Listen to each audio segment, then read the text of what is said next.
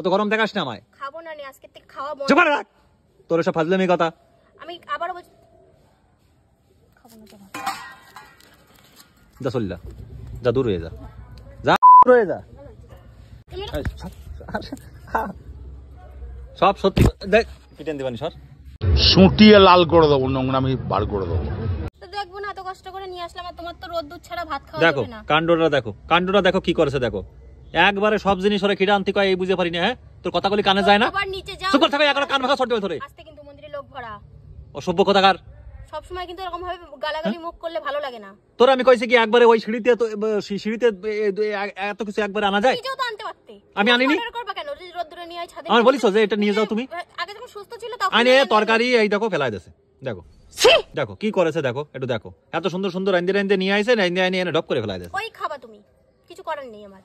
না মানুষটা রাখবে না কেন? কেবল রান্না করে সমস্ত কাজ গুছায় আসবো তো। আসবে তাহলে দুইবার যায়। ডেকেই যাচ্ছে তোর মতো কুড়িয়া লোক আমি জীবনে দেখিনি। তাহলে এত জলদিবাজি করছিল কারণ নিয়ে আসো, খিদে লেগেছে। মানে অতিরিক্ত কুড়িয়ে চেঁচাবো না। মানে কুড়িয়া মানে কি একবার সিঁড়ি থেকে এখান থেকে উঠে আমি ভাত খাই না উঠে যাই। না ভাত খাও, আমি ঝগড়া করছি না, কিন্তু তোমার যা কাজ করলে তো রাগ হয়ে যায়। ঠিক আছে ভুল তো হয়ে যেতেই পারে মানুষ। কারণ দুইবার যাও সিঁড়িতে, এখান যে একবার একটা তরকারি একবার এই তরকারিটা রেখে আসো, তারপরে তুমি আরেকবার এই তরকারিটা নিয়ে যাও, আসে মানে দুইবার আসো।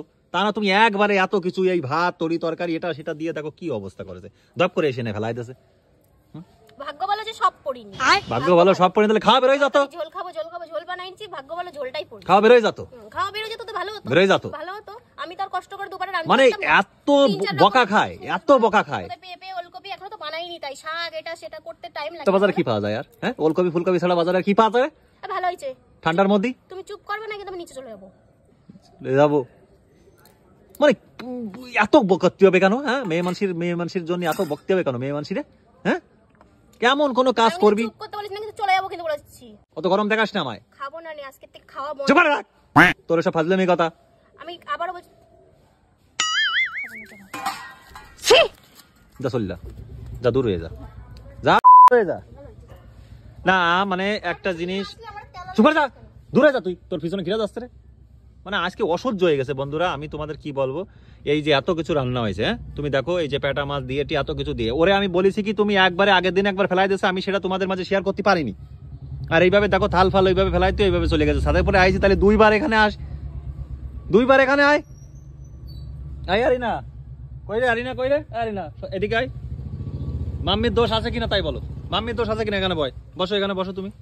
মাম্মির দোষ আছে কিনা আগে সেটা বলে দাও ক্যামেরার সামনে। আছে। কি দোষ? এই যে একবারে নিয়ে আসবে, একবারে নিয়ে এসে দুইবার না নিয়ে এসে একবার নিয়ে এসে তারপর আরেকবার নিয়ে আসতো, কিন্তু না। আমি কতবার বলেছি যে দুইবার নিয়ে আসো পূজা? আমি বলেছি কিনা? আমি বলেছি না দুইবার নিয়ে আসো। হ্যাঁ না সাধু না, দাঁড়ায় দাঁড়ায় আবার দেখছে দাঁড়ায় দেখছে। মেয়ে ঠিকই করছে, দুইবার আমি নিয়ে আসতে কইছি, তো দুইবারে না নিয়ে তুই একবারে কি করে আসিস? হ্যাঁ অসভ্য কথাকার। কিছু বলার কায়দা নেই তোরে। কিছু বলার কায়দা নেই। আমি চলে আসে দেখতেছে এখন তো কি ব্যাপার না যায়নি, ওই জায়গায় দাঁড়ায় পড়ে দেখতেছে। দেখবো না তুমি মেয়ের কাছে মেয়ের সালিশি দিয়াচ্ছ আর বন্ধু রোজ সব সত্যি দেখ